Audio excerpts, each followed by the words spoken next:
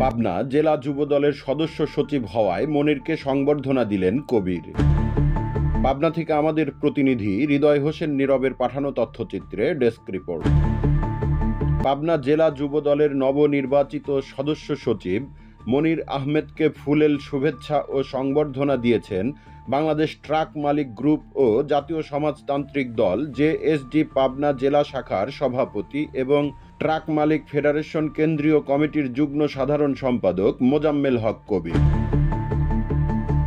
মঙ্গলবার ১ জুলাই রাত ১১টায় দক্ষিণ রাঘবপুরে কবিরের আঞ্চলিক অফিসে এ সংবর্ধনা অনুষ্ঠান অনুষ্ঠিত হয়। সংবর্ধনা অনুষ্ঠানে কবির বলেন, আমি জাসদের রাজনীতি করি, কিন্তু সব দলের নেতাকর্মীর সাথেই আমার সুসম্পর্ক রয়েছে। রাজনীতিতে সৌহার্দ্য আর শ্রদ্ধাবোধ থাকা উচিত। আমি অন্যায়ের পাশে কখনো দাঁড়াইনি এবং দুর্নীতির বিরুদ্ধে সবসময় সোচ্চার থেকেছি। মনির আহমেদ একজন যোগ্য ব্যক্তি, পরিচ্ছন্ন ও পরিশ্রমী নেতা। আশা করি তিনি যুব দলের দায়িত্ব পালনকালে দলের ভাবমূর্তি অক্ষুণ্ণ রাখবেন এবং তরুণ প্রজন্মকে ইতিবাচক রাজনীতির পথে উদ্বুদ্ধ করবেন। নবনির্বাচিত সদস্য সচিব মনির আহমেদ সংবর্ধনার জন্য কৃতজ্ঞতা প্রকাশ করে বলেন, এই সম্মান আমাকে আরও দায়িত্বশীল করে তুলেছে। আমি চেষ্টা করব দায়িত্ব পালনে দলের নীতি ও আদর্শের প্রতি অনুগত থেকে যুব সমাজকে সংগঠিত করতে। সিএনএফ-টিভির চেয়ারম্যান খালেদ আহমেদের সঞ্চালনায় অনুষ্ঠানে আরও বক্তব্য দেন পাবনা আদর্শ গার্লস হাই স্কুলের প্রধান শিক্ষক ওয়াহিদুর রহমান।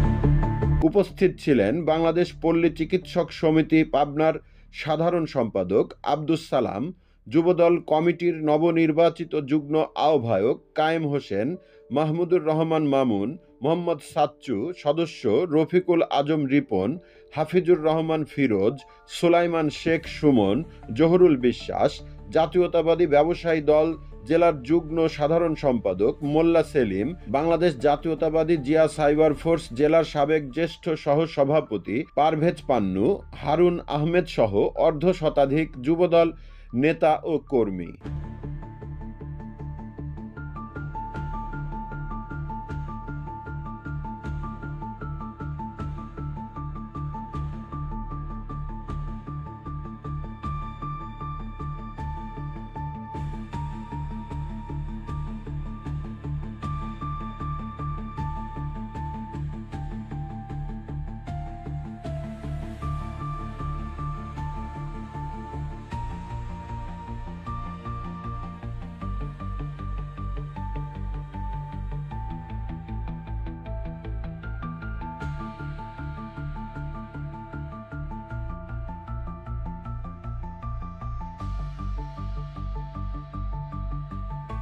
CNF TV.